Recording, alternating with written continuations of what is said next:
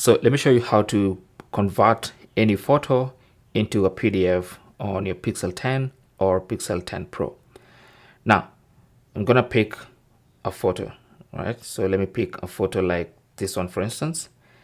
And so if you want to turn this into a PDF document, you can just tap on the three dots in the top right corner and then select print. Now from the print menu, obviously we're not intending to print, tap on this little download arrow and then select save as PDF.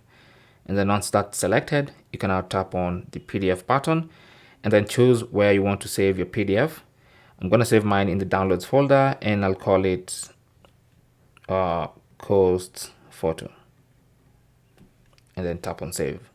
Okay, so now when I go to the Files app and go to the Downloads folder, I should see my coastphoto.pdf document because it's now a PDF and that's the photo. So that's basically how to convert any photo into a PDF on your Pixel 10 or Pixel 10 Pro. Thanks for watching. Good luck.